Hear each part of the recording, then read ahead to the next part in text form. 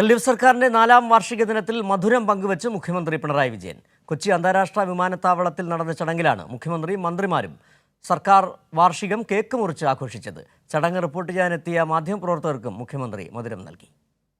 രണ്ടാം പിണറായി സർക്കാർ ചുമതലയേറ്റതിന്റെ 4ാം വാർഷിക ദിനം ലളിതമായി ആഘോഷിക്കുകയായിരുന്നു മുഖ്യമന്ത്രി പിണറായി വിജയനും മന്ത്രിമാരും. നെടുമ്പാശ്ശേരി അന്താരാഷ്ട്ര വിമാനത്താവളത്തിലെ 0484 എയ്റോ ലോഞ്ചിൽ നടന്ന ചടങ്ങിൽ മുഖ്യമന്ത്രി കേക്ക് മുറിച്ചു.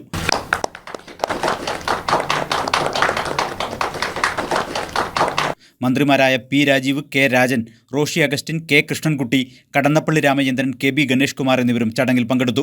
മന്ത്രിമാർക്ക് മുഖ്യമന്ത്രി മധുരം നൽകി.